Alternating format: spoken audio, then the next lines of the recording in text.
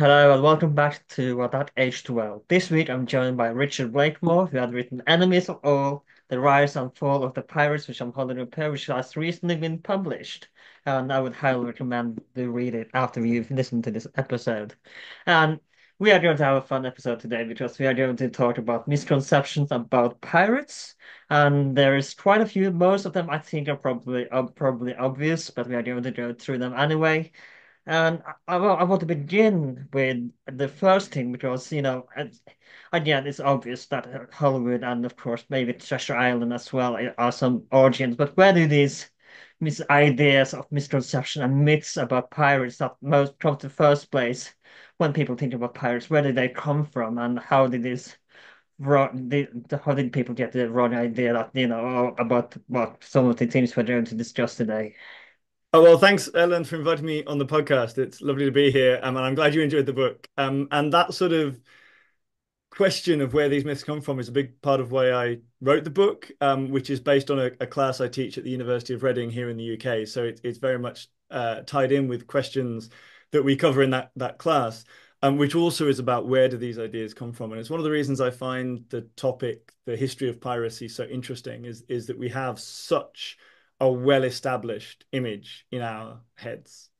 Um, that it comes from that when you think of the word pirate, this is what you think of, right? I can guess with I think 99% accuracy what's going to come into someone's head if you say the word pirate. And that's interesting because there's been plundering and violence at sea throughout the entirety of human history. So how has this one image, which really only relates to the later 1600s, the early 1700s, how has that one historical moment become this image of pirates?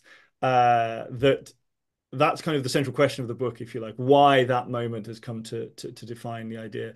And I mean, you mentioned Treasure Island. Obviously, we have lots of popular culture, which I think is a big part of why it remains popular. I've been thinking a lot about how we encounter these things as children, because my son has got a lot of pirate books and toys, and I think encountering these things as children is a big part of why it's such an enduring image, right? But it also has a history in the period that we're talking about that I try to discuss in the book. So in the 17th and the 18th centuries, a lot of these ideas about pirates are starting to emerge. And so the kind of two reasons I think that moment has come to stand for all pirates is partially because there's a lot of piracy going on. It's a key part of the expansion of early modern empire at this time. A lot of European empires are relying on maritime violence by private actors who we might call pirates or privateers. There's lots of different terms for them. So they're very active at this time because empires rely on them as part of imperial expansion. But there's also this big discussion going on about which kinds of violence are legitimate, which kinds of violence are legal. And so that plays a big role in creating these images, these discussions, these debates. It's going on in plays, in songs, in legislation and law. It's going on in books and pamphlets. And so I think it's both the actions of pirates, but it's even more so the stories about pirates, the media coverage about pirates that kind of is generated at that time. Most especially one particular book called The General History of the Pirates, which will be familiar to anyone who's interested in the history of piracy, which is probably the most important book ever written about pirates. It inspires Treasure Island and these later works. Treasure Island is probably the other most important book. It comes out in the 1800s, a long time after the period that I'm talking about.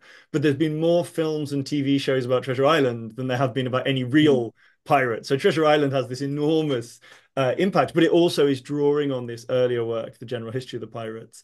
And that book came out 300 years ago in May 1724. So I was delighted to get my book out in May 2024 Hmm. for the 300th anniversary, because 300th anniversaries don't come along every day, right? Hmm. So that kind of many of the ideas that we now associate with piracy go back to those discussions in that moment, and especially the general history. Some of them, it's interesting, are circulating at the time and may in fact have some kind of basis in fact, but a lot of them are then picked up on and expanded in things like Treasure Island, in the films of the 20th century, the 21st century, computer games nowadays, things like that. And so they kind of then take on a life of their own. So there's this very interesting development of this genre of pirate culture, but it does all go back to that Hmm. particular moment. You mentioned some of this already, but I want to before we go into the misconception, I want to because it's kind of a little bit gray area as well. Let's define what is pirate and what is piracy, because I think people need to understand exactly. Because like you mentioned, privateers, it was sort of a pirate, but it was also under the crown, right? So they had kind of a legal jurisdiction for what they were doing. But let's define what is in this concept, what is a pirate and how who how would what the difference between a privateer and a pirate? I think that's a really crucial question. I spend a lot of time with my students talking about the meaning of specific words. I'm a bit obsessed about the meanings of all these different words. But I think it is really important because it illuminates all of these issues. So you can take a very restrictive definition of piracy, which is sort of a legal definition of piracy, which is that a pirate is someone who attacks others at sea, plunders their goods, and does so without legal justification.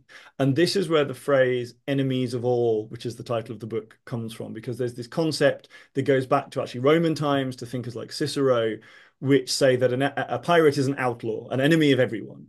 You can kill them wherever you meet them because they're outside of normal legal systems. And pirates attack anybody, they are indiscriminate, and anyone who carries out those sorts of crimes is doing so outside of legal jurisdiction and is a pirate. And in fact, I'm sometimes tempted to go to a very, very restrictive legal definition, which is the pirate is only someone who's actually been condemned of piracy in a court of law, right? Because that's a very clear statement. And as a historian, I like clarity.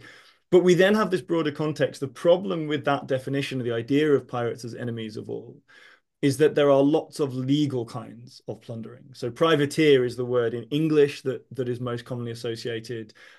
In French, we have corsair. In Spanish, corsario. In Dutch, we have things like kapper or commissivade. Um, and again, in a very simple way, what that means is someone who does the same things but has legal authority to do so, who's been granted legal authority by a sovereign, by a ruler, by an emperor, who's often been given a paperwork, a document, which we would often call a letter of marque or a letter of reprisal. Um, and so if you have clear legal authority as part of a war or something like that to go and attack people, then you are not a pirate. Where this becomes problematic, well, it becomes problematic in two ways. One is that most people would claim to have legal authority, right? Very, Mhm. very few people in history have ever said, you know what, I didn't have a legal authority to Yeah. do this.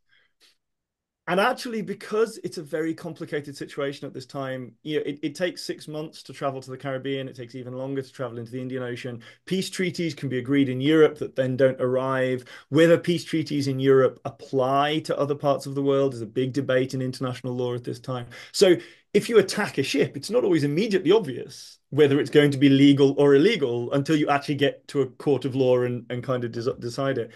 Also, there are other systems of attacking people, like reprisal is a system whereby if someone has attacked you, you can counterattack people of the same nation. So there's a kind of private version of fighting in war where you can go out and do that and get legal authority.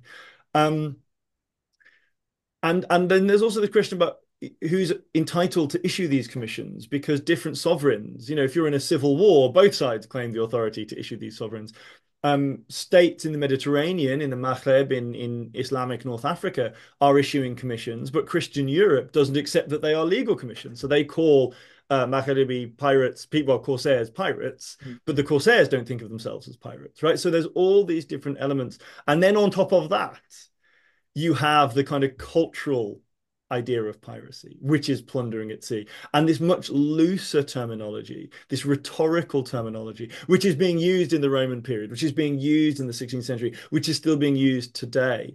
And so you can kind of go for a very precise legal definition, but that runs into complexities. But even if you go into the kind of more popular aspect of just talking about pirates as people go out plundering at sea, but did they think of themselves as pirates?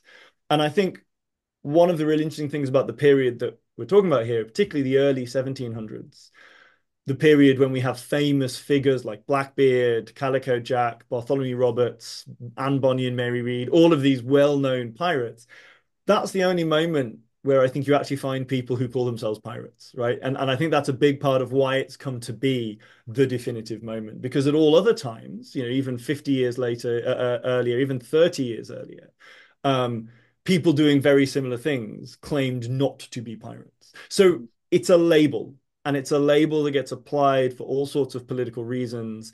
And we have to think very carefully about, who is calling whom a pirate. And that's a big part of the issue that I'm trying to explore in the book. And I think impacts on this question about myths and misconceptions, right? Because the big misconception is that there is such a thing as a pirate, Mm. and actually once you start to examine that, it starts to fall apart. Mm. And I wanted to talk about the first misconception because and you kind of already said this, but still, it's I want like piracy have always existed. You mentioned Cicero, and of course, piracy has existed since the dawn of maritime warfare, so to speak. So let's talk a little bit about how piracy has. Oh, it's not just the so-called golden era of piracy. They existed in there's Chinese pirates as well. The other famous pirate queen, I think, in China as well as Barbarossa in Ottoman. So it's not Mhm. just the Caribbean where pirates are, and of course we're going to talk about this later as well. In Somalia today, we have modern form of piracy, and so let's talk about how pirates have always existed since the dawn of maritime warfare, not warfare, but maritime trade and maritime exploration. Yeah, absolutely. I think wherever you get trade routes, you get people plundering those trade routes.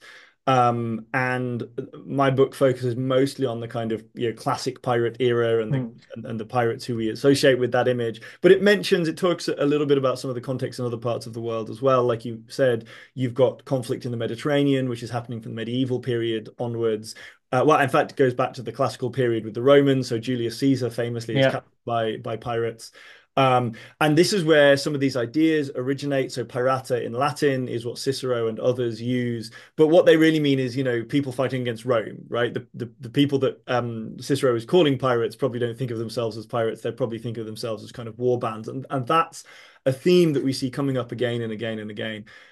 Then in the medieval period and onwards, you get this conflict theoretically between sort of the Islamic world and the Christian world, which gives religious justifications for attacking each other's ships, but actually in reality is much more complicated because you have ships on either side attacking their own side in order to make a profit. And also, very interestingly, you have alliances. So when you get the Reformation, a lot of Protestant states ally with the Ottoman Empire against Spain as a Catholic state. So it's a much more complex situation on the ground. Also, Vikings were pirates in a way, right? When they raided monasteries and raided England and other parts of Europe as well. Yeah, absolutely. So medieval Northern Europe is dominated by Scandinavian pirates. If certainly that's what the sort of people living in England would have thought of them as pirates. And raiding is a crucial part of that culture, right? I've Hmm. actually just been reading the Orkney saga, and they're all going off on plundering villages, just as something you do over the summer, right? It's just a Yeah. part of the economy.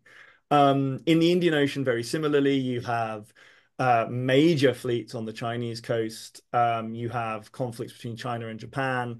The Ottoman Empire extends into the Indian Ocean at times. Also, the Mughal Empire and the Maratha Empire in India are kind of supporting private raiders. So you see a very similar pattern where state rulers usually are lacking substantial military resources. And so they kind of outsource raiding, if you like, to private actors. Sometimes the private actors are already raiding and then they're just going to get co-opted. Sometimes rulers do try to crack down on raiders, but it's very complicated. There's a particular case in the Chinese coast in the middle of the 17th century where a major sort of warlord on the coast who is being called a pirate by the English and the Dutch has a fleet of tens of thousands of sailors, an enormous fleet, and all that the Chinese authorities can do is appoint him admiral of the coast, right? Because they can't actually erase this threat, so they try to co-opt him. So I think it's absolutely a global phenomenon, and wherever you see trade routes, wherever you see often kind of fractures in political control, that's a key component as well, because that creates opportunities for people like piratical leaders to sort of step into that situation. But I also think an important element of this is that there are lots of different ideas about this raiding. So, for example, in the Indian Ocean, a lot of local rulers authorize raiding as a kind of tax gathering activity. So if people are sailing through their territorial waters or the waters that they claim and not paying tax, then they are liable to get attacked. And then in the 19th century, as the sort of British Empire, the French Empire begins to seize territory in that region, they call all of these people pirates, and they use that as an excuse to wipe out some of these sort of piratical raiders. So piracy, maritime raiding and violence is a part everywhere. But whether you call it piracy and whether people think about it in those terms is also a kind of continuous legal debate. And like you said, that goes through to the spike in raiding off the coast of Somalia around 2010. There was a major surge there, and it was widely condemned as piracy in the world's media.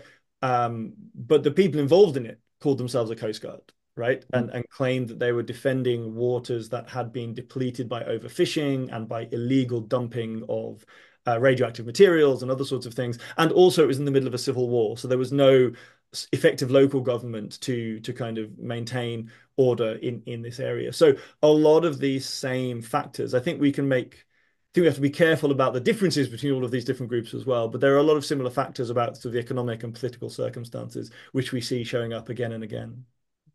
And the next one is a kind of a more fun one because it's not, they did not say Argh or Matey. That's another misconception, I think. Well, that's fairly kind of, again, kind of obvious, but they're not just putting it on the list here.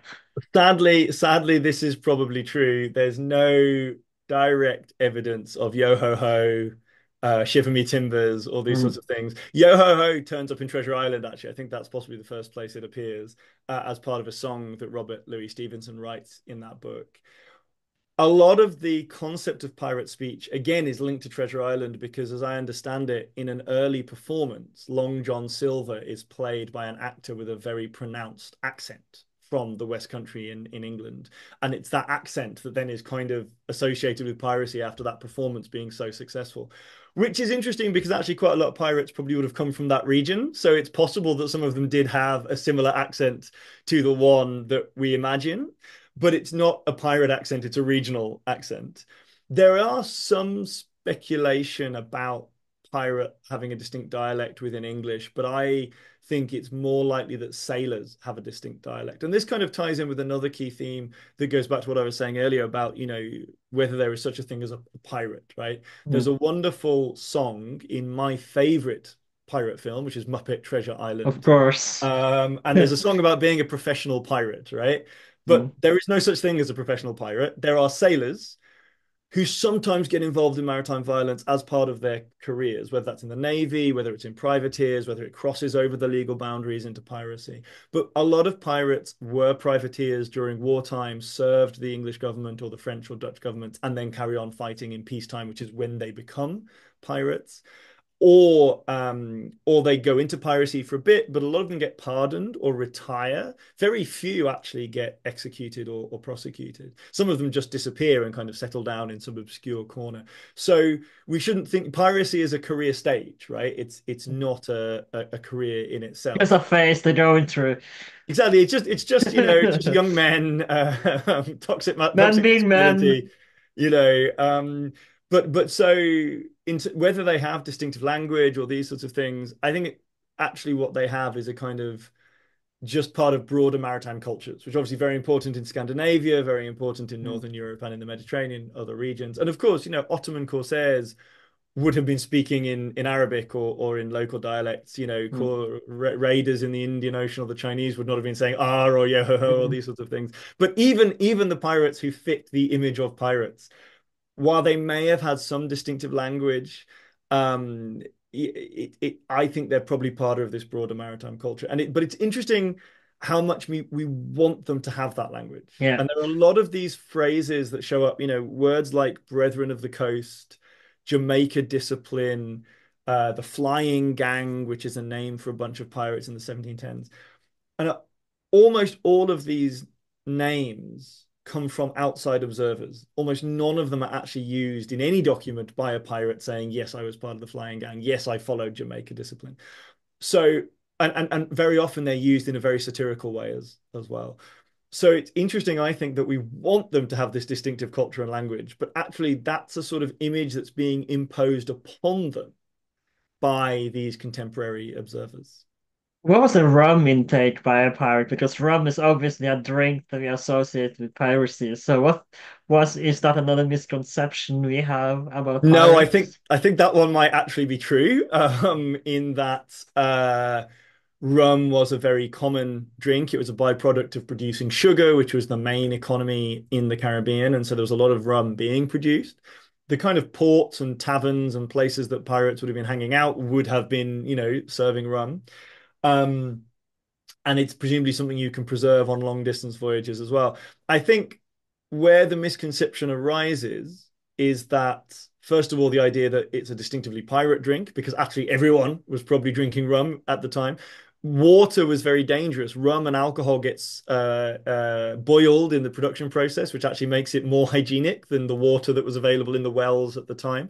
So, you know, alcohol consumption was probably widespread. It wasn't just pirates. And then the other side of this misconception is that there's a lot of these images and stories, particularly in the general history and other texts, about pirates getting into fights over alcohol. Supposedly, Calico Jack and another pirate fell out over how much rum there was on their ships and things like this. Supposedly, Blackbeard's crew got really restless if they ran out of alcohol until they captured another ship with rum aboard, and then they were all happy again.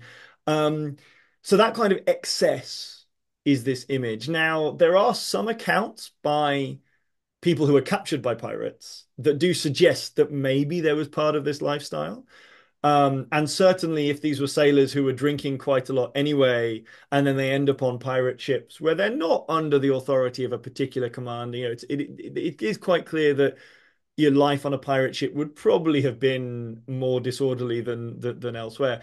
But how far that is part of this excessive image of the pirates being told, this sensational literature, there's another book that's written by a buccaneer, by Alexander Exquemelin, who served with the raiders of the Caribbean, the buccaneers. And he writes a first-hand account, and he talks about, some of these spending all of their money in rum in a town in one night, or sending hundreds of Spanish dollars, which are pieces of 8 pesos de ocho. Um, but whether that was sensationalization because he was selling a book and he wanted to get this story out there, so I think there's definitely truth in that.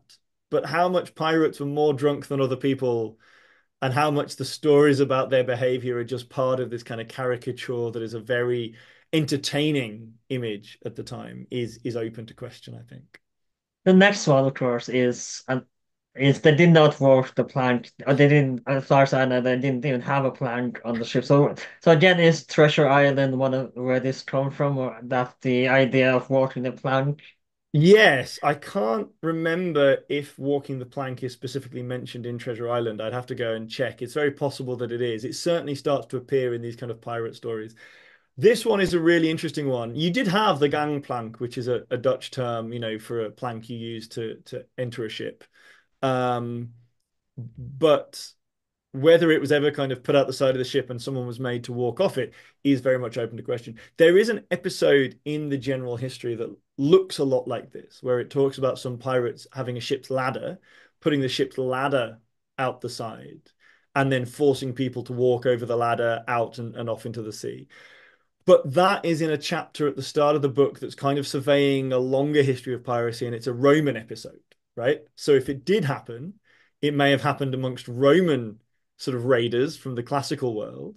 There's no evidence that it was actually done in the 1600s and the 1700s that I have come across. I'm not saying it definitely didn't happen. I've just never seen any proof that it did happen. And I think that's another interesting element. It seems to me that what's happened is some later author, possibly Robert Louis Stevenson, has read that section of the general history, loved that story about walking out of a ladder, taken it out of the Roman context and shifted it to other pirates. And that's how these myths seem to work. People kind of build them up as they go over time. There were certainly other elements. There are stories of people being thrown overboard. There are stories of people being marooned on desert islands, as the kind of popular image goes. which again I think are very probably true. Some of them may have been exaggerated, but it certainly seems a possible, a plausible aspect of pirate life. But the kind of concept that there's a ritual of people walking the plank is, I think, questionable. And again, that sort of idea that pirates have these distinct rituals is part of this image that there is a culture and a community amongst pirates that makes them different to everybody else. And I think that may have been true again for a very small number of pirates, but I think it's vastly exaggerated in the kind of popular image at the time, and then that's what's been seized on in later culture. Now, the next one is, and I do believe they mentioned this in the first Pirates movie, Pirates of the Caribbean, and that is the famous pirate codex. And as far as I know, there wasn't, you're not, there was some kind of pirate codex, but it's not one codex for all pirates as we see in the Pirates movies. So let's talk a little bit about the misconception of the pirate codex and where this comes from. Yeah, absolutely. So that's kind of something that's turned up a lot in popular culture in different places, but as you say, is a big feature of the Pirates of the Caribbean franchise. They mention a specific pirate code laid down by some pirates, and then this phrase, follow the code comes up again and again and again. And you're absolutely right. There was no single code. Certainly, there was no written individual code.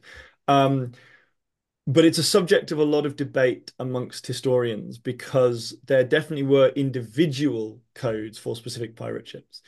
And what happened was that when a group of people sort of started off on a plundering voyage, and this happened in privateers and buccaneers as well as amongst out and out pirates, um, they would agree a set of rules about how the voyage was going to be organized, how much share everybody was going to get of the treasure, things like this. And that's definitely happening in the 1660s and 1670s in the Caribbean. It happens in the 1700s and probably in the Indian Ocean in places as well. So some historians have looked at these kind of articles and codes and looked at how they're often quite similar. They often deal with the same sorts of things. What do you do with treasure? How do you maintain order aboard ship? All sorts of elements like that. And so some historians have said, well, clearly there's a shared pirate culture, again, that image of the distinct kind of group. And that although the codes have individual variations, they're all part of this shared culture. They're all part of this set of expectations. Pirates knew what they were doing. It was all sort of communal. Others, and I have to say I'm more in this school, kind of think it's probably just a pragmatic response to the same issues, right? If you're going to run a voyage, you're going to encounter the same problems. What do you do with treasure? How do you maintain order? And so I'm not convinced that there was a shared ethos. I'm not convinced that people thought this is what pirates do. And I think again, just to bring in that broader context, we see this happening in other ships as well, right? Merchant ships, trading ships, plundering ships that are legal. It's not distinctively piratical to agree a set of articles at the start of a voyage. A lot of sailors are doing that in different voyages. And I think what's happening is that when these sailors, who, as we've already said, have a maritime career before they become pirates, when they do become pirates, they kind of draw on that experience that they've already got in other voyages to kind of regulate the voyages. So in some ways, the way that pirate voyages are organized are perhaps more distinctive. So they are. I'm skeptical of the arguments that they're democratic. I'm skeptical of the arguments that they're egalitarian. These are things that supposedly turn up in some codes that some historians have said all pirates followed these principles. I'm not convinced. But I acknowledge that you know sailors on a pirate voyage probably had more involvement in making decisions than if they were on other kinds of ships, like Navy ships, where it was a very clear hierarchy. Um, and it seems like pirate ships pick up on tendencies that already existed in maritime voyages, but take them further. And I think that's the kind of dynamic. The other difficulty here is again the source material, where a lot of these codes are written down in places like the general history and are clearly part that book, and we haven't talked about this too much so far, but that book has a very clear satirical purpose, right? It's written in the context of British politics in the early 1700s. The author of that book is very clearly not a fan of democracy. He's an oligarchic, elite, conservative kind of writer. So I think a lot of what he's trying to do with the idea of the pirate codes is discredit, the kind of the more liberal politics of the time and discredit democracy. And so, he makes it look very chaotic. He makes it look very, very problematic.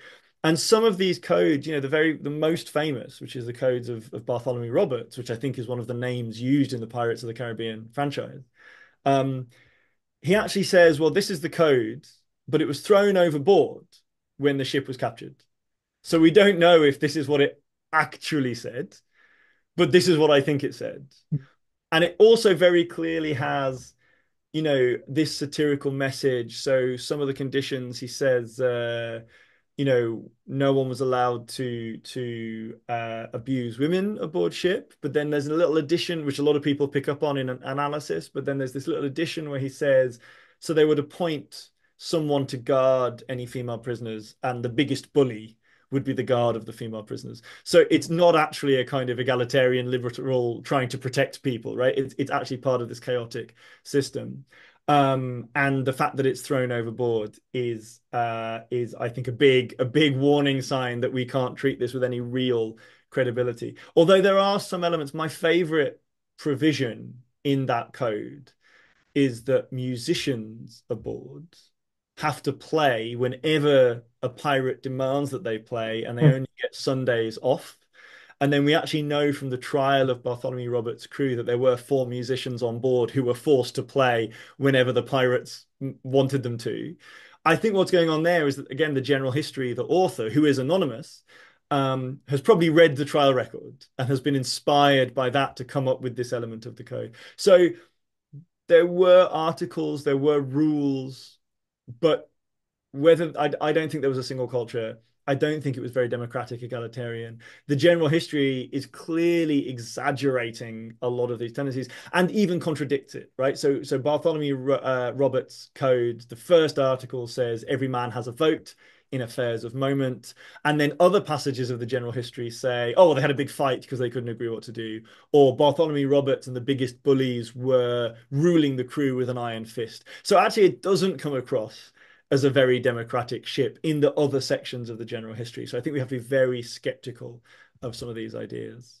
You kind of mentioned some of the names already, and I want to bring this up as well. But not all pirates were men yet. Like you mentioned, Anne Bonny and Mary Reeves. So there were female pirates too. So let's talk a little bit about, before we go on to the next one, let's talk a little bit about the female pirates in this of the pirate world as well.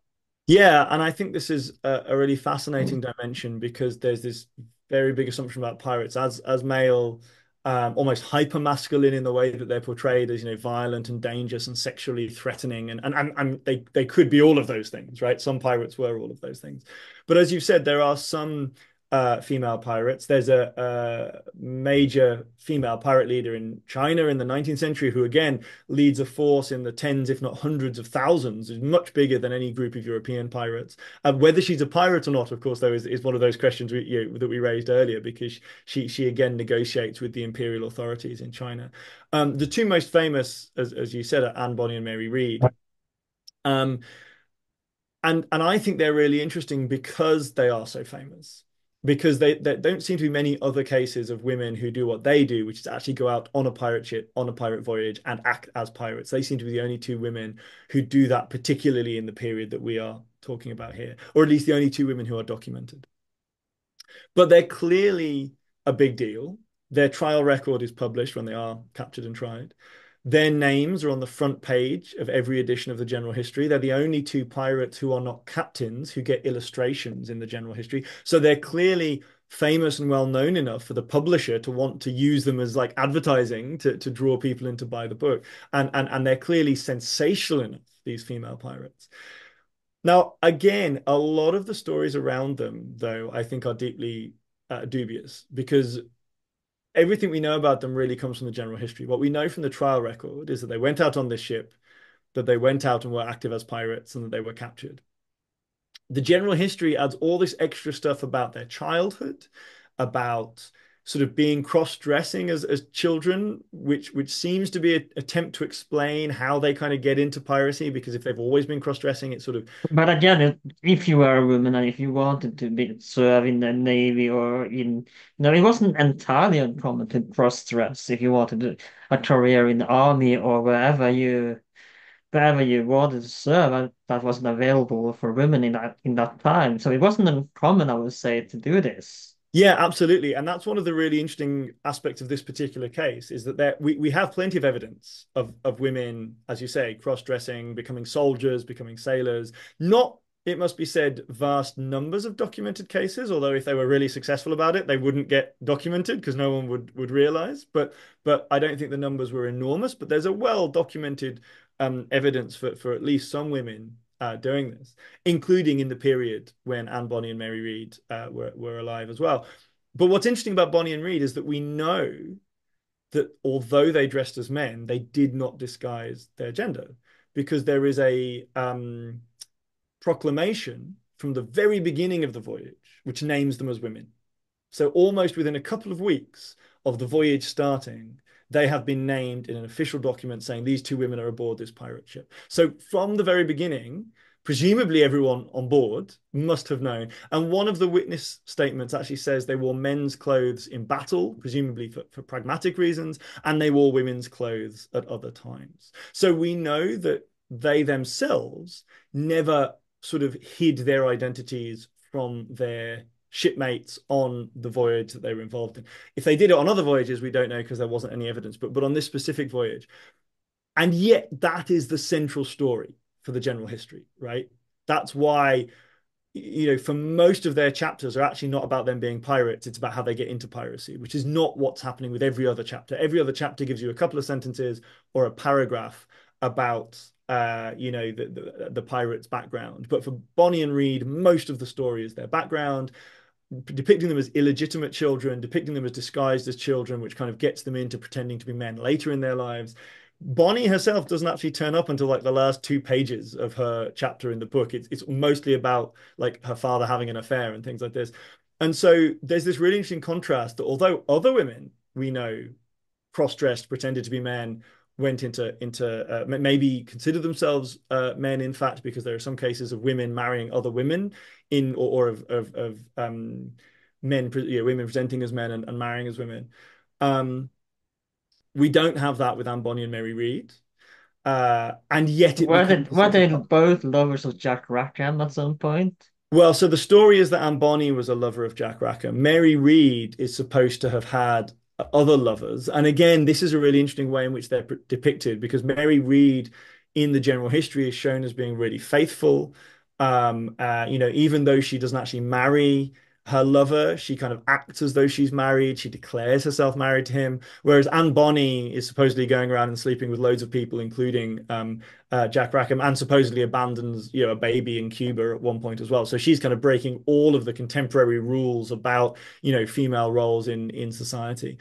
And I think that contrast, again, the general history is depicting them in this way to make a statement about how women ought to behave at this time. It's a very patriarchal, prejudiced statement about gender in the general history. And there's this real irony.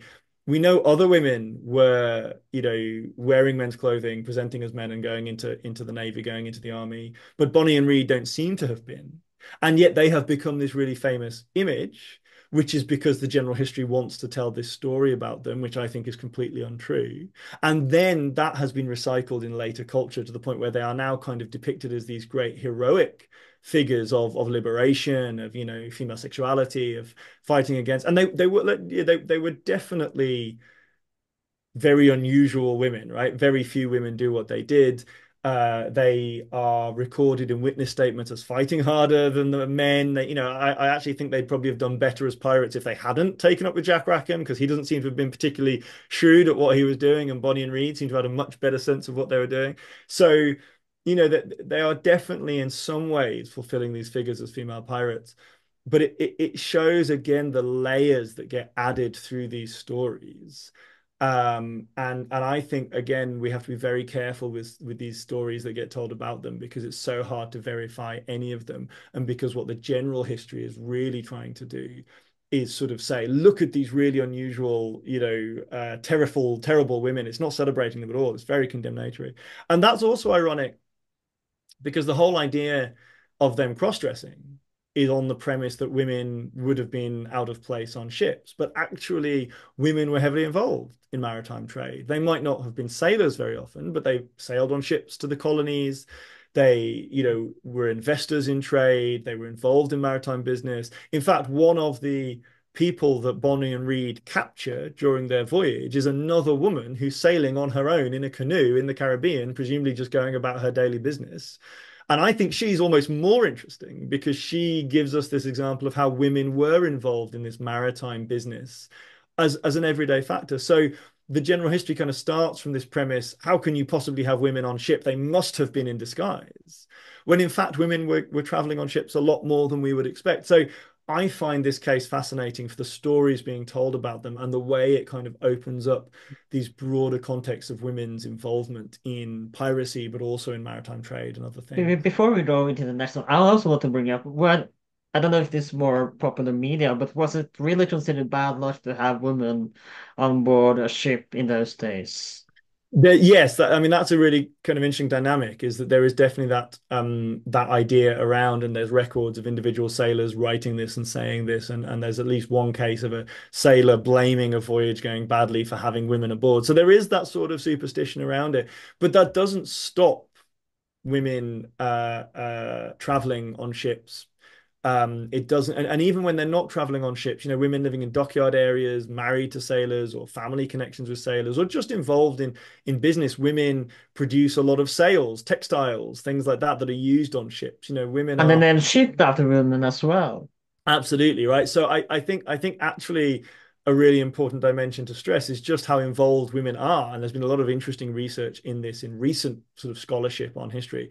But far from the stereotype of Bonnie and Reed kind of trespassing in a male world, there were those ideas. It was considered a male world. There were those stereotypes around. But in real life, women were actually very active in not just piracy, but other maritime activities as well. And I think that's a really interesting dimension of this.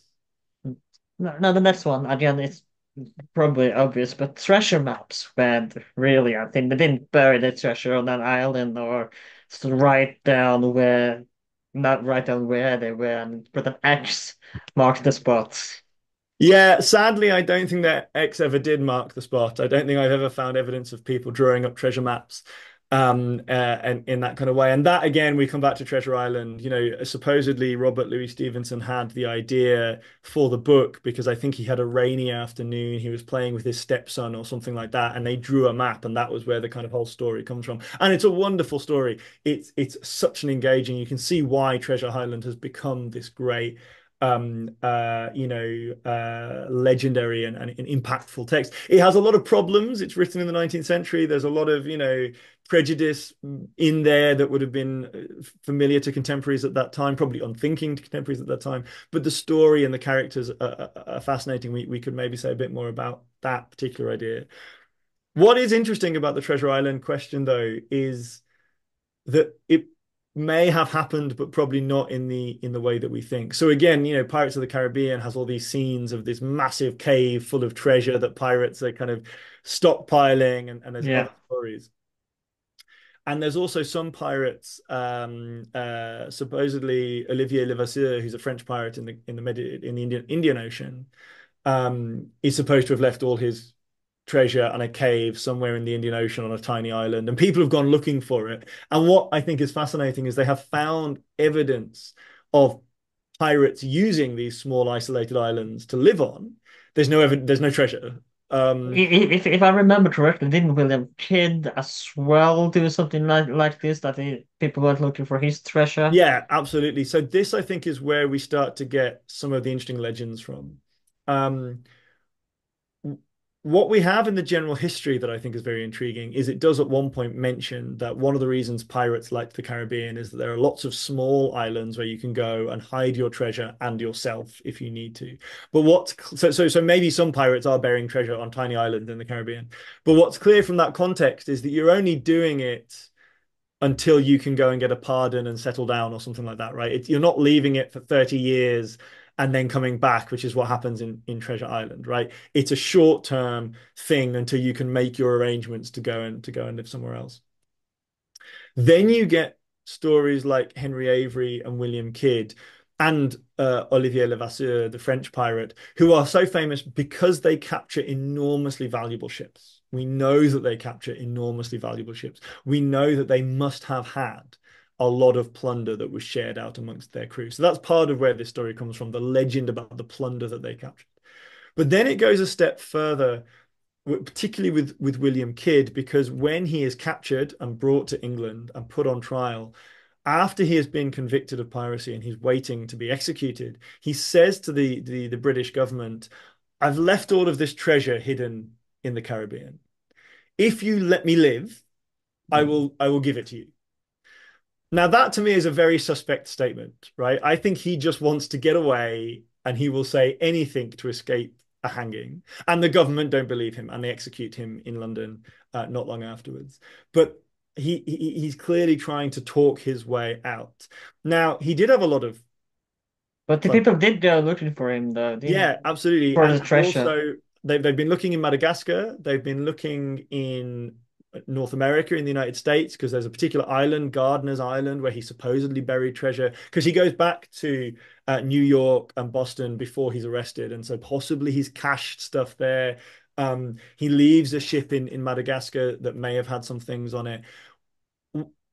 When he gets to the Caribbean, though, before he goes to New York and Boston and is arrested in the Caribbean, he starts selling everything. He starts selling everything actually to Dutch merchants from Curacao and other merchants.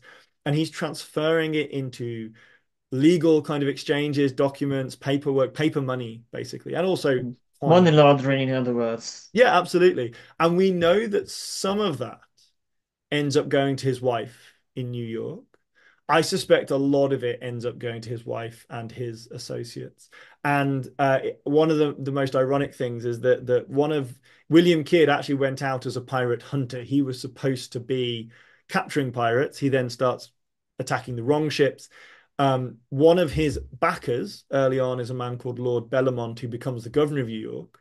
It's actually Lord Bellamont who then arrests Kidd, possibly because he's realized that if he arrests Kidd, everything Kidd has captured is forfeit, and so Bellamont might get a bigger share of the treasure by arresting him than by like protecting him as his agent. But Bellamont then dies even before William Kidd is executed. So Bellamont never sees any of this money. And Bellamont seems to me a deeply unappealing character. He's always writing letters, desperate. You know, he's accusing all of his political rivals. He's on the make. He's a very aggressive sort of figure. And so I think there's a real irony that and he arrests William Kidd's wife at one point to try and get hold of all this treasure. And I quite like the fact that Sarah Kidd may well have held on to most of the treasure and Bellamont never saw any of it. And Sarah Kidd goes on to live for, decades afterwards, I imagine in great comfort. But so those stories, those promises that Kidd is making, those stories about how much plunder he captured and then him saying that he'd buried it somewhere create this image and people go looking for it. There was a particularly wonderful example in the last decade where an archaeologist announced that he had found Kidd's shipwreck off the coast of Madagascar. And he Spoiler alert, it did not. well, so he got this big metal bar which he claimed was silver bar that he donated to the Madagascan government. But then it turned out to be lead rather than silver. And actually, other archaeologists have disputed the claims and argued that where he thinks there was a shipwreck, there was no shipwreck at all. And this is still an argument. I don't know enough about it to make a judgment either way, but these archaeologists are arguing over the evidence. But very clearly, there was no giant cache of silver there. So I don't think anyone who's gone looking for pirate treasure has found pirate treasure. And again, to go back to Levasseur, the French pirate, there is a story that when he is captured and executed in what is now Mauritius, and he supposedly calls out on the gallows, I have this great heap of treasure, whoever can find it. And he's supposed to have left this sort of riddle, this cryptogram that people try to crack. But all of that is first mentioned in a book in the early 1900s. And there's no evidence of it going any further back than that. So again, I think although Kidd is making claims about treasure, I think he's doing that to get himself out of trouble and he fails. I think a lot of this other stuff is part of these later legends that are coming afterwards. Now, the next one, again, and this is partly thanks to Hollywood, of course, and Muppet Island, and probably Treasure Island as well. But pirates were nice guys. You didn't want to hang around those guys. And so that's not, and I think kind of and inaccurate that this may be, Black Sail kind of portrays this perfectly well.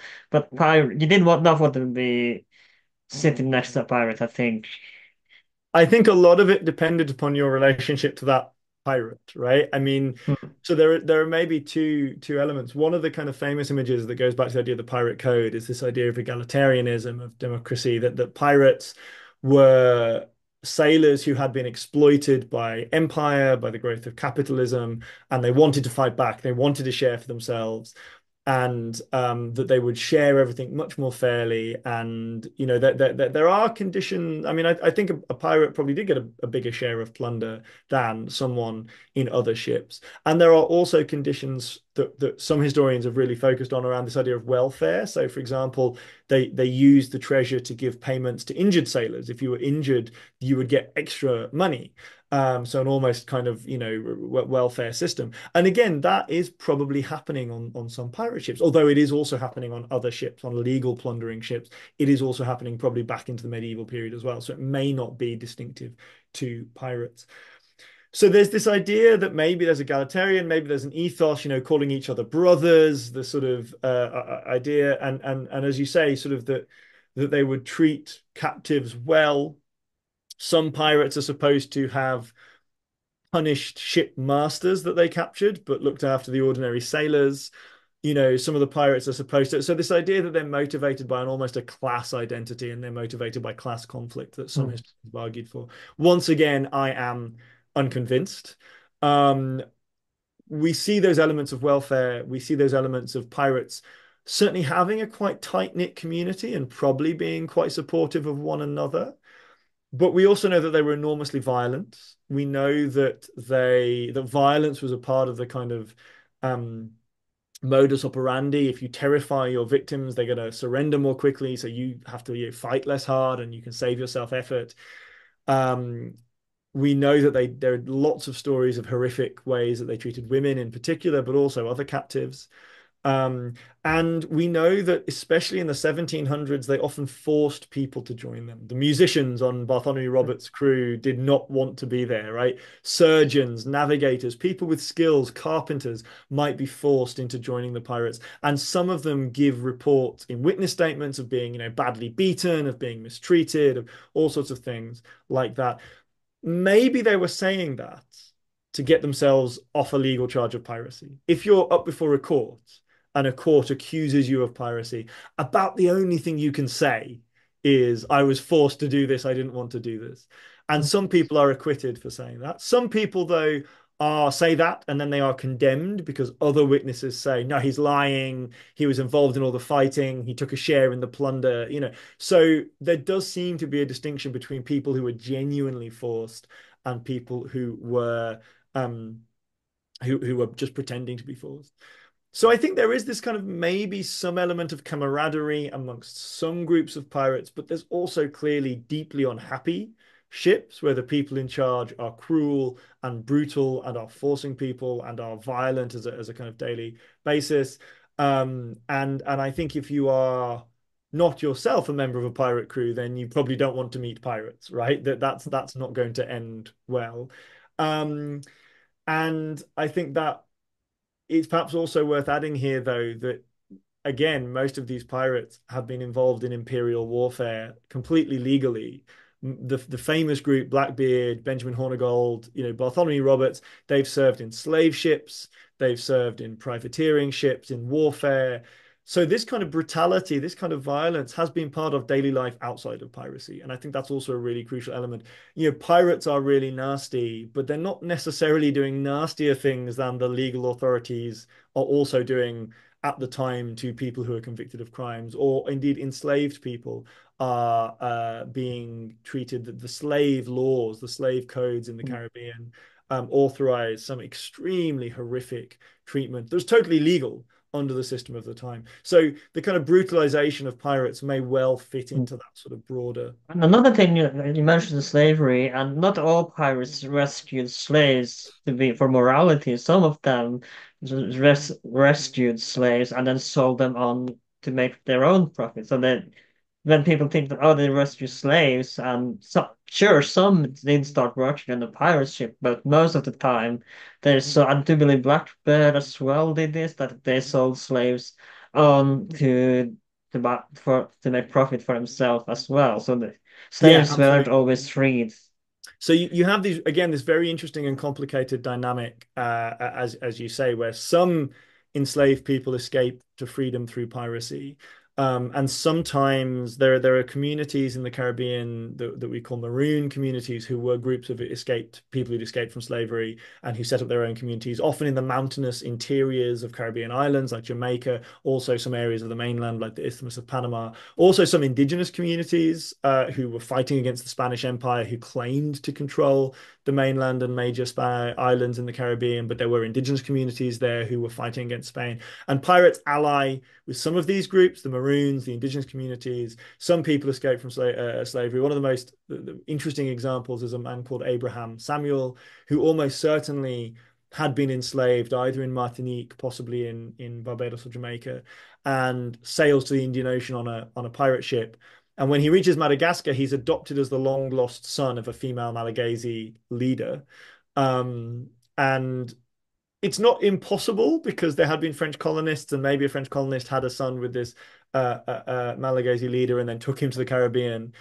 I think it's an enormous coincidence if that is the case. I think it's much more likely that she adopts him to kind of support her own political position. But he effectively becomes the ruler of a region of Madagascar and rules that region for a decade or two, calling himself Tollenor Rex, right? He takes the name of king. So some enslaved African people are escaping through piracy.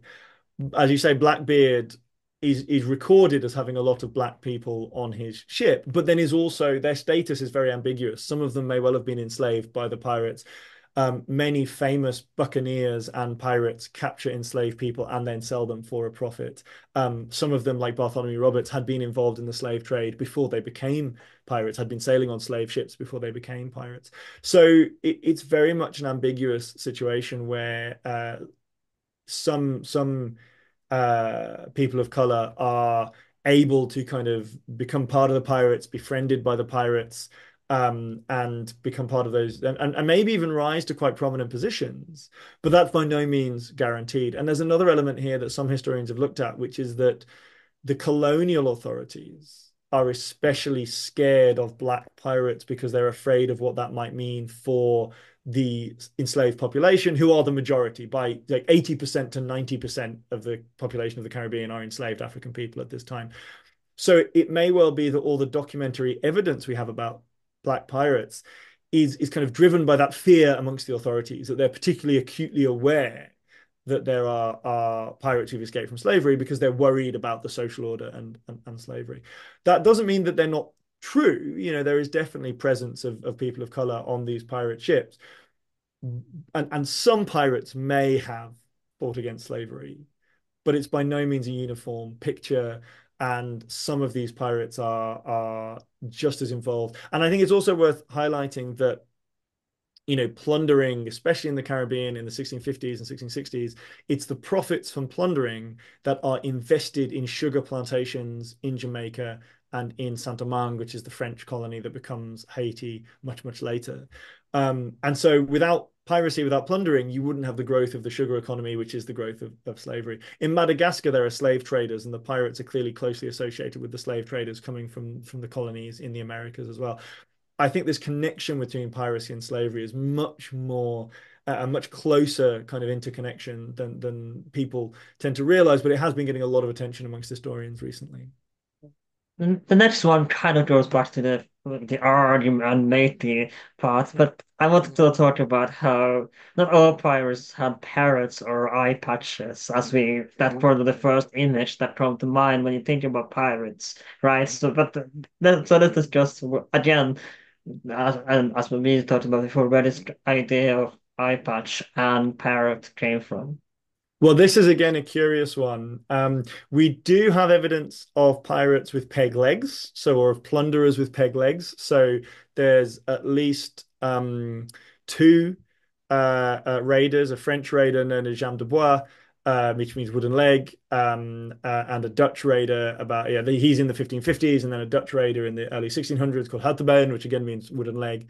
And sailing is a very dangerous occupation. It's even if you're not a pirate, even if you're not fighting in battles, even if you're just sailing on merchant ships, the chances of getting injured are very high. It's a very hostile maritime environment. There's lots of opportunities for injury. So I think it is likely that a lot of sailors and therefore a lot of pirates would have had injuries, would have lost limbs. And that's probably where that image particularly comes from. And eye patches possibly as well. Olivier Levasseur, the French pirate I mentioned earlier, may well have worn an eye patch after being injured in the eye. I've not seen many other specific references to eye patches. That might be where that particular one comes from. But that kind of presence of injury and of living with those injuries afterwards in various ways. I don't think there's any case of pirates having hooks for hands. I think that is Mm. invented for Peter Pan in the early 1900s. But it fits into a broader picture where we know that sailing was a very dangerous profession, and piracy was an even more dangerous version than other kinds of sailing.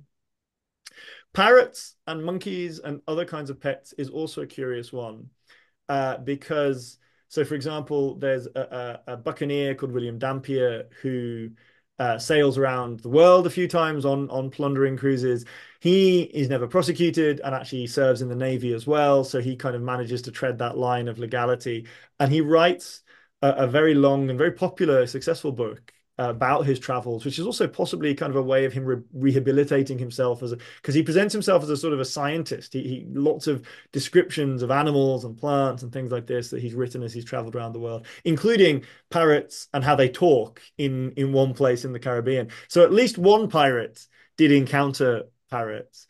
And we also have just a wider image of sailors. There are illustrations of sailors from this era with parrots, with monkeys, with these exotic pets.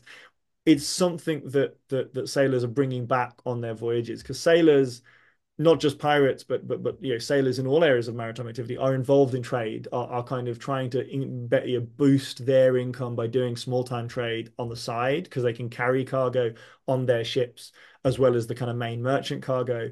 And that might be things. There's a wonderful case I found in an English legal court where a sailor was suing the captain of another ship because the ships were all tied together on the Thames in the river in London, which is very tight packed, busy shipping. And the captain had a baboon which escaped from the cabin, climbed the rigging, and then jumps from ship to ship, lands on this other sailor's ship and bites him through the shoulder. And that kind of, leaves him unable to work for months and he's suing the captain for loss of earnings. And that A tells you about, exotic pets on ships, and B gives you a sense of just how busy the Thames is with all these sailing ships that you can swing from mast to mast across all of these ships. So I Kind don't of a big picture in Pirates of the Caribbean in a sense. Yeah, absolutely. I think some of those illustrations and images are not as far off as we might assume these myths. But so I think it's very likely that pirates have exotic pets. It's part of what sailors are doing at this time. I don't think I've ever actually come across a reference to a specific pirate owning a specific pet, but it's a very likely thing to be doing. But again, it's part of this development of this myth. And one of the reasons I've been thinking about why these pirates, why the pirates of the later 1600s and the early 1700s, why do they become this image? Why is the general history so Mm. successful? Part of it is the political context, part of it is the legal context and the popular sort of descriptions, the sensationalism. But I also think the exotic nature of these voyages. In the 1690s and the early 1700s, these people are traveling around the world, Madagascar, the Indian Ocean. Just a second, sorry about that. That's okay. Um, Madagascar, the Indian Ocean, these islands in tropical zones. And I think that that's a big part of why pirates become so important in in this representation. It's not just that the earlier pirates are not traveling to these exotic locations, right? Right. So I think part of the reason that these pirates become popular is not just that they are pirates, but also the exotic. And these animals are at this time in England and Europe more generally very much symbols of the exotic. Owning a parrot, owning a monkey is a kind of status symbol, a sign of wealth. And so I think all of these kinds of elements tie into the mythologizing of piracy. The next one I want to, you mentioned this kind of already where we touched upon where, they would sometimes pirates would sometimes retire and or, be pardoned. But then I want to talk about the general lifespan of a pirate wasn't very long. If you went into pirating, you didn't have a very long lifespan. Yeah, I think that's broadly true, and it's true again of sailing more generally in that all voyages are very dangerous at this time. I think quite a large percentage of ships don't return from their voyages, are lost at sea, or shipwrecked, or some of the sailors are injured. Sickness is also very common. Yeah, there's no refrigeration, there's limited medical provision on these ships. Scurvy is a very common disease at this time, and there are some voyages where very high percentages, half or more of sailors sometimes are falling sick during these voyages. Piracy obviously then adds that extra layer of being in battle very often, being dangerous, even internal fighting, pirates fighting with each other, like we talked about earlier, could well have been part of this. So there are lots of hazards, shall we say, that you're going to encounter as pirates. What was short lifespan in the Navy general, or it didn't just apply to pirates, or that a short lifespan? I I mean, think to do that comparison, we kind of see this in Master and Commander, right? Where when they get in battle, they loses the one kid that loses his arm in the movie. So we kind of see this in the movie Master and Commander, which takes place later in the century as well. But it didn't just apply to pirates, right? That it was general short lifespan if you entered the Navy. Yeah, I mean, certainly you've got those hazards in the Navy as well, particularly if you're involved in the Navy in wartime, although a lot of naval ships spend a lot of time in port or in other words, and actually sickness on the Navy as well as elsewhere. Sickness always killed many more people than death in battle because of the cramming lots of people together in a small space. And pirates also have large numbers of people on small ships, so there's that kind of proximity which can be dangerous for disease. And also, the health, the food, the scurvy and nutrition, all of these have a major impact. Um, I think there are two other elements. Certainly in the 1710s and 1720s, when we get this very famous surge in piracy with Blackbeard and the others, there is a concerted effort by the government, which is to try and send a message. And there are several hundred pirates captured and executed in that time, but probably no more than 1 in 5 or 1 in 10 of the pirates who are actually active at that time. Some pirates would have died in battle. Bartholomew Roberts and Blackbeard are both killed in battle and are not very old at the point at which they die. I think probably in their 30s because they're Didn't both quite. Blackbird have a disease as well that caused? Well, he blockades Charleston Harbor, and one of the reasons he blockades Charleston Harbor is to demand a chest of medicines.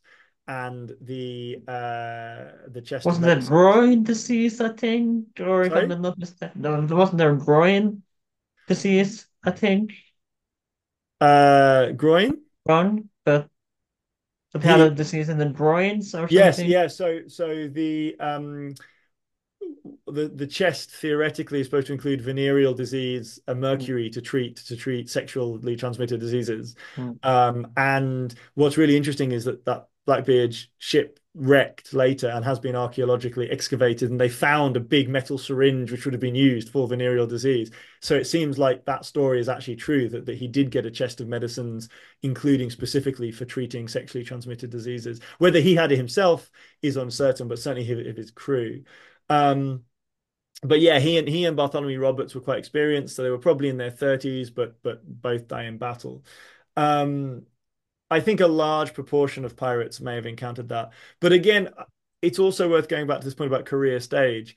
If you were successful, you didn't spend very long as a pirate. Henry Avery, who is one of the most famous and most successful in terms of capturing plunder, does one voyage and he captures all this plunder and he just disappears after that, right? The kind of ideal pirate sort of voyage is to do one big score and then go and live a life of luxury, right? So actually quite a lot of pirates seem to do that, and then they either retire or they or you have an unsuccessful voyage and you go and work for the navy, or some pirates who are captured are pardoned. The government often hasn't got the resources to really prosecute pirates, so they offer pardons to pirates, and a lot of pirates take those pardons. Some of them then go back to piracy, which is what Blackbeard does, but other people pardon and settle down, become merchant sailors again, go into the navy. So actually, piracy is often only, even if you're not dying as a result of piracy, it's often only quite a brief part of your Like career. we said, it's a phase they're going through. Exactly, right. And again, the same is true of seafaring more generally. A lot of sailors, and I believe this is true in Scandinavia and in Northern Europe as well as other parts of the world at this time. A lot of sailors, particularly in things like the East India companies, which are very big employers, and in the Navy, are young men in their late teens, early 20s who go to sea for a few voyages and then will go and work on a farm or as a blacksmith or whatever, do something else for the rest of their lives. So it's kind of, again, part of that life stage. So from that group of people who are spending a short amount of time at sea. Some of them may go and spend a short amount of time as pirates. I think Bartholomew Roberts is a really interesting example here because he comes from that moment when you do have this big surge in piracy, where unlike in other periods, in most periods, pirates have a base. They have Port Royal in Jamaica, they have Tortuga in Santa Mang, they have Madagascar, they have the Bahamas in the early 1710s.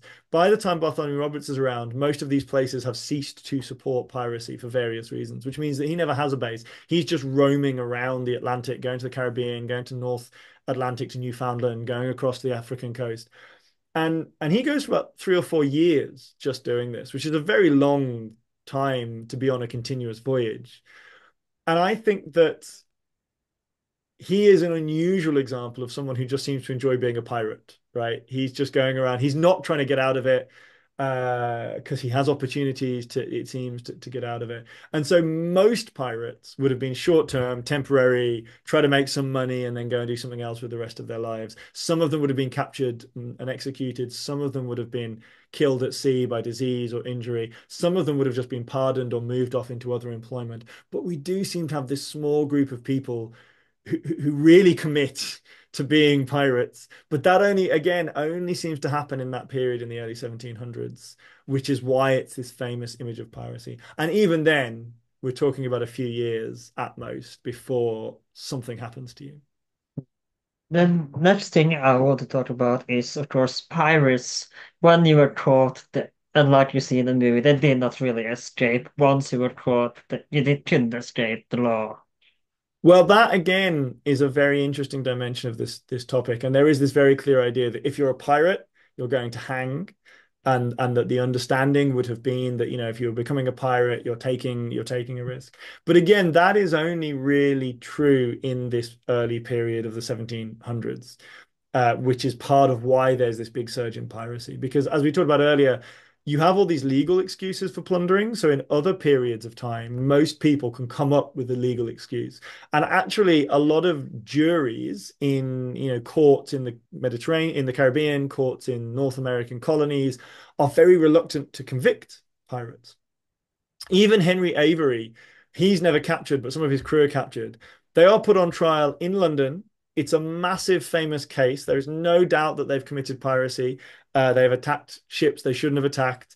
The government is desperate to secure a conviction because its trade is being threatened by this reputation of being a pirate. And yet a jury acquits these men and says, no, they're not guilty. The government quickly gets another jury who find them guilty and they are executed. But it's amazing to me that even with unambiguously, guilty pirates, a court is not able to convict them in the first time. So what happens over the course of the period, and I think it contributes to this story of why this is a key moment, is the law changes. And European governments introduce more strict rules. They introduced clearer rules. They make it, easier to prosecute. All of this happens particularly around 1700. So that by the time you get 1710s and 20s, you get people like Blackbeard, Calico Jack, all of these others. What they were doing 20, 30 years ago, they might have got away with. But because the laws have been changed, the approaches have been changed, prosecution has been changed. Was there a statute of limitation back then? There still isn't a statute of limitations in English law, I don't think. And at that time there wasn't either. What happens is that it becomes easier to prosecute pirates. So before 1700 and even in the early 1700s, even up to about 1710s and 20s, um, some people get acquitted if they are captured and they have a good excuse, or they have Ah, a sympathetic jury. It's only in that period, the 1710s and 20s, that if you do get captured, you are going to get put on trial, you are going to get executed. But um, uh, most people never get captured, right? And a lot of people get offered a pardon. So even in that moment when prosecution is at its most explicit, most clear, a lot of people get a pardon. There's a really interesting dynamic of this in the Pirates of the Caribbean films, where you can actually show the films in the sequence in which they appear within the films are contradicted by the actual legal chronology in which statute is interrupted. So you can prove that the first film probably can't have happened before the third film because of the legal chronology. It's a very niche point, but I like to introduce it to my students to pick up on some of these interesting changes. I want to add to that kind of let us say I was a pirate and then I retire and 10 years later someone find out that I was a pirate. Should they take me in and then they just not care at this point that 10, 20 years that oh no, he's not a danger to society anymore, for lack of better words. Was there such a thing that it kind of is in modern crimes, if you wait 10 years, it can still be, especially in the United States, and I believe the statute of limitation is 25 years, and Norway, I believe, is the same. That you know, if you have 25 years, and there are certain things that aren't, you don't have statute of limitation on, but like, let's just say, if you can even a day or months before that time limit is out. But did they not just care if it's been 10 years that you haven't been a pirate, or was this did they still want to persecute you to maybe make an example out of you? Yeah, I that's a great question, and I can't think of any cases where that kind of time had elapsed. What you do see, I think this kind of again speaks to how much that particular moment in the 1710s and 20s attracts all of this kind of attention and political. There's a lot of political energy in prosecuting piracy at that moment. I think while piracy is a problem, which it is in the 1710s and 20s, trade is being attacked and all this sort of stuff. There's a lot of energy to um to chase down pirates. After that, when piracy ceases to be a problem, which is partially because there are more wars later in the 1700s. So, there are more privateers in the later 1700s, not because they have the legal excuse. But once there's not the kind of pressure of needing to deal with piracy, then, I think that you lose that kind of incentive. You have some interesting cases where not like 10, 20 years after, but sometimes pirates who have been pirates, people they go back to Britain or wherever and they sort of try to settle down. And they're able to do that in some places, particularly in the colonies. So some of the colonies in the 1690s in the Americas are very reluctant to prosecute people for historical crimes, very reluctant to prosecute people who have maybe committed piracy, but have now, bought an estate and married the governor's daughter and are kind of trying to live a respectable life. In England, where this happens, you occasionally see cases where um, people are recognized as having been pirates by merchants whom they'd captured.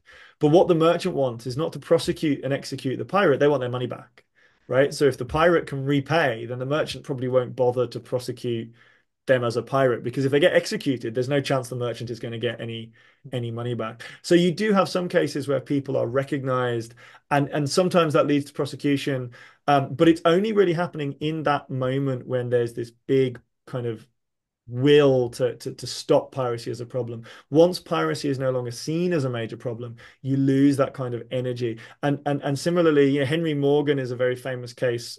He's leads buccaneers in the 1660s and 70s. He is recalled to London as a prisoner because of the complaints from the Spanish ambassador, because Henry Morgan's been going around burning major Spanish cities to the ground. Obviously, that's not popular in Spain, and the ambassador is complaining. But once he gets to England, he's never actually prosecuted. He sort of just hangs around in London for a couple of years. And eventually, the government send him back out as a governor of Jamaica, right? So he goes back out, and then he starts pursuing and prosecuting buccaneers himself. So he actually becomes part of the establishment. But he's never really prosecuted. And there's a very interesting, I think, parallel here. We talked a couple of times about the surge in piracy in Somalia in the early 2000s. Mm. Because that poses such a major threat to shipping routes, there is this big energy with the UN. New laws are passed by the UN, military forces are sent in. Once the piracy declines, it ceases to kind of attract that sort of attention, and the numbers of kind of attacks in that region declined in the sort of aftermath of the first surge. I think there has been continued raiding in that region since then, but not on the scale that there had been around 2010. So when piracy seems a problem, you have this big focus on it, and new laws come in, and prosecutions happen. But actually, merchants are more interested in protecting their financial interests than they are in seeing justice being done. And indeed, governments the same. The only reason that the governments are really keen to prosecute pirates is because it's a threat to trade, because it's a threat to their standing on the world stage. Mm. And there are two more topics I want to discuss. We are going to wrap it up soon, but I want to talk about a little bit about NASA as a pirate haven. And is that Mhm. another misconception, or was really NASA this pirate haven for a short span while we talked about the golden age of piracy? Yeah, so this is again one of those areas where there's some truth, but there's also been these kind of coalescing rumors and stories around it. So yes, the short answer is that for a period of a bit more than a year, maybe 2 years, pirates take over Nassau in the Bahamas. And this is where the phrase "the flying gang" comes from, because one of the inhabitants of the Bahamas escapes and goes to the North American colonies, I think Virginia, and sends back a report to England saying, I was there, I saw the pirates come in, they've taken it over, and that they're calling themselves the Flying Gang, they're attacking people, they're doing all these sorts of things. What's actually happened at that moment is that a big Spanish treasure fleet had wrecked off the coast of Florida, just by the Bahamas. And this happened just after the end of a major international war. So all of these privateers who had been fighting in the war are unemployed, and they hear about this major shipwreck of an entire fleet. They go off to try and salvage silver from the fleet, or they just attack the Spanish salvagers and steal from them. That sort of brings them all together, and then they go to the Bahamas, which is just nearby, and that is the spark of this big famous major episode of piracy in around 1716 to 1720s.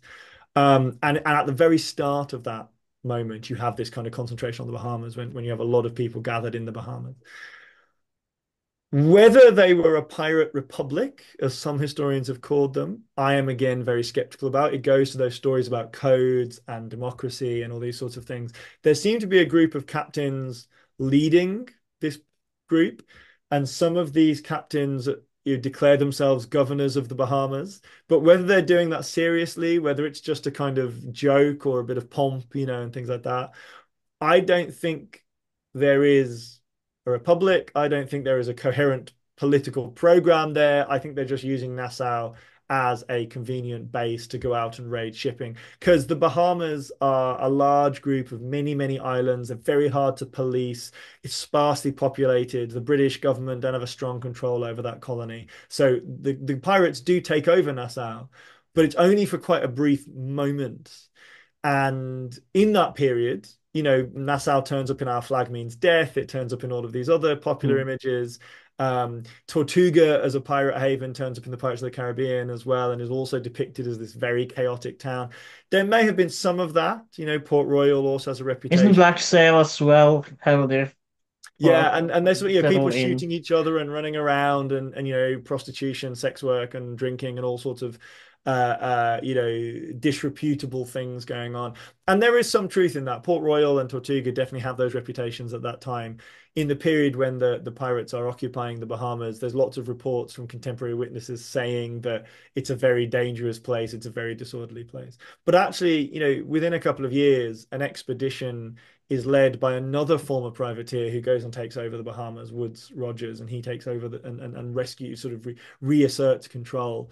And that's, I mentioned earlier about the period of Bartholomew Roberts where they have no base. Yeah, that comes after the Bahamas have been recaptured. So this kind of main peak in the 1710s and 1720s can actually be kind of um, split in two, to the Bahamas period when they have a base, and then afterwards when they haven't got a base, and it's kind of much more chaotic and random how they're moving around. There's an interesting similarity between the Bahamas and Nassau and an earlier episode of piracy in the early 1600s, which again, the end of a major war, England is at war with Spain. When that war ends in 1603, a lot of former raiders move to Southwest Ireland, which again has a very loose colonial authority imposed by England at that time, and they're attacking shipping and trade routes. And there's a very similar kind of dynamics to how the Bahamas and Ireland kind of happen. There are differences as well, but I think what's happening in the Bahamas is not an effort to set up a new pirate republic.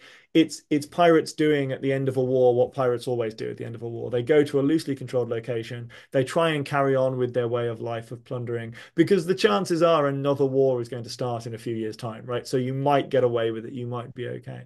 Um, and then these legends around Bahamas have kind of come to develop this depiction. It probably did have some of those elements of, misbehaving according to contemporary morals, taverns and things like that. But I think we can go quite far down that road. Some of the films, there's a film called Against All Flags, which, again depicts as a kind of democratic republic and things like that. That's from the 1950s. And I don't think it had those elements of a political program. The last thing I want to talk about, I touched somewhat upon this already, but I want to talk with Somalia, especially which we mentioned a few times, but it's not just Somalia. And I want to talk about that the pirates still exist today. Maybe not in the Argh Matey that we discussed on and other things discussed today, but piracy is still very much a problem in among the Middle Eastern part after first the Suez Canal, and not just the Suez Canal, but in Asia as well with Houthi that had a UK strategies and the East Indian Ocean as well. Today, it's piracy is still very much a problem in those, maybe not in the Caribbean as much anymore, but still it's very much real threat to cargo ships. Yes, yes, there's, I mean, actually, there have been reports, I think, of some sort of small raiding around Venezuela as well recently. So it might be reappearing in the Caribbean. Um, yes, and I think one of the interesting dynamics of this is when people think of pirates, they think of the 1600s and the Mm. 1700s. And those pirates are fun, they are entertaining, they are dramatic. And maybe wait. When in fact they're really horrible, dangerous, nasty, terrible people. But I think because it's historical, it's kind of been rendered safe. Yeah. Whereas piracy happening today feels a lot more threatening. And I think if you look at there have been, popular films about Somali piracy, but they're very different in I tone. am the captain now. Yeah, Captain Phillips, I think it is, and they're very different in tone. Those kind of equations are never drawn. So we have this sort of demarcation culturally between the sort of fun pirates of the past I and think the the boats as well are very much symbolic part of that pirates. These 17th, 18th century boats are yeah. frigates. They are very much part of that pirate Yeah, idea. absolutely. And there are differences. Obviously, modern pirates are not using sailing galleons and cannons and things like that. Mm. They're using small boats and machine guns, and there are differences in the kind. Yeah, they're South using. Park did a very brilliant episode on this many Yeah, years ago. yeah, and they're capturing people for ransom and things like that. So it's not. But I do think there are very interesting similarities in some areas. One of the most interesting areas for me is kind of maritime law, which is also something I work on in my research and my teaching. And a lot of what's going on in the 1600s and 1700s are these debates over what constitutes piracy, who has territorial control at sea, who has legal jurisdiction. And the sea is enormous. It's an obvious thing to say, right? But the sea Mm. covers most of the world's surface. And we're talking thousands, hundreds of thousands of miles, and ships are very, very small. It is hard to track down. It is hard to police. It is hard to establish jurisdiction. And all of those problems are still here. So one of the things I find interesting in the episode of the Somalian piracy is it provoked debates in the UN about who was responsible because in theory you're not allowed to go into Somali territorial waters to attack pirates, right? That you're not allowed to enter other states' territorial. It's not the 17th century or 18th century anymore. Yeah, so well, actually, again, curiously, it's exactly this moment around 1700 when the concept of territorial waters is being developed in international law. So there's a really curious kind of continuity there. But obviously, because the Somali civil war is raging, there's no government resources in Somalia for fighting against this piracy. So the UN kind of passes a resolution allowing an international force to go in, but they make sure it's no president, it's very time limited, they're very specific, it's only happening there. So all these debates about how do you prosecute pirates? Whose responsibility is it to prosecute pirates? And actually, some of these lawyers in these debates, and indeed journalists writing in the early 2000s, were drawing comparisons with kind of the golden age of piracy. And also some of the agencies that, just like Woodes Rogers, who's a private agency, who goes on a private expedition to attack the Bahamas, you had journalists in the United States calling for private security forces to be sent in against the pirates. So there are these comparisons. Another curious area with that, as we said earlier, is about definitions of piracy. So most of the people who become involved in piracy in Somalia were fishermen, but livelihoods were completely destroyed because again the waters are not being protected by the Somali government, so other fishing fleets are moving in, destroying the environment. There's illegal dumping. This has been kind of documented in some government reports, international reports, and so these fishermen are suddenly unable to sustain themselves through fishing, and so there's economic causes of piracy. I mean, I don't want to diminish how terrifying it must have been to be attacked by pirates, and many of them are, involved. It very quickly becomes part of international criminal gangs and criminal economies. But those economic causes, and it's very clear that, clamping down on piracy through military and legal means without dealing with the economic crisis is not a solution, right? If you want people to not go into piracy, you need to provide economic solutions to those problems. So there's these really curious, there are differences that are very important, but the last kind of class of my modules that the book is based on, we look at Somali piracy and we think about these similarities, issues of jurisdiction, issues of how do you deal with piracy, issues of who thinks that they are a pirate, issues of representation in popular culture because they're represented very, very differently. Um, these issues of piracy, as you say, have not gone away. And I think it's really curious that we have this sort of simultaneous two tracks of the popular, fun toys for kids, and all of these anxieties You about. wouldn't find a Somali pirate in a kid's store. No, I think it'd be highly Can you unlikely, wouldn't it? imagine? And yet these kind of connections. And then I think there are also really interesting legacies in other ways. In English, the word pirate gets used for copyright law, like internet piracy, pirate radio. Pirate Bay. Yeah, absolutely. And so the idea of the internet as a kind of uncharted, unregulated space, just like the sea. But also, I think some Also, you some have Pirate in the Star Trek Strange New Worlds, Orion Pirate. yeah, and you've got and the skull and crossbones, which actually curiously we didn't talk about the Jolly Roger, but there is at least one pirate who has a flag that looks something like the Jolly Roger. Whether they called it the Jolly Roger, we could debate that Didn't term. Jack Rackham kind of invent the idea of pirate flag? I don't know if it was Rackham or one of the others of that time, but there's definitely it's in the book. There's definitely a Hmm. flag of a pirate that's described as having a skull and crossbones. And the general history Which mentions the is, of word. course, on Yeah, absolutely. him. Yeah, definitely. And the words Jolly Roger do appear in the general history, although whether the general history made that phrase up, I don't know. But that symbol, bands use it if they want to look, sort of radical, and it kind of ties in with democratic ethos. But also some units in the British Royal Navy have used that flag, which is a really sort of curious dimension, given that the Navy also makes a big sort of statement about having fought against pirates and things like that. So I think you've got this curious relationship between historical piracy and piracy happening in the world today. You've also got all of these other ways in which ideas about historical piracy have kind of sort of seeped into other areas of modern life. And Modern Pirates are, of course, an episode in itself. But I think we're gonna round it up there. We've got quite a lot about pirates today and misconception, and there are probably tons more misconceptions that we haven't gone through it. So we're probably gonna make another episode, hopefully in the future, about more piracy.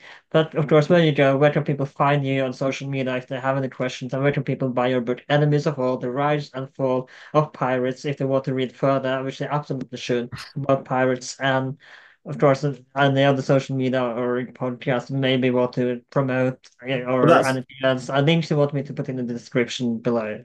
That's very kind of you. You can find me at the University of Reading website, where I think you can find links to all of my social media. I am on Twitter. I refuse to call it X, although that's a kind Hmm. of interesting Yeah, pirate me both. element. And elsewhere. The book Enemies of All is out in the UK. It's coming out soon in the US and also in a Dutch translation and hopefully in more Mhm. translations in the future. If you go onto the internet and search for Enemies of All, you'll find it at all good bookstores. And I can give you a link to the UK edition if you want to put that with the show notes as well. Yeah. Thank you so much for coming on. It's been a great pleasure to have you on the podcast. This has been Without H12. My name's Alan. Make sure to check out some other episodes of the podcast if you liked this one. I'm sure you'll find something you like.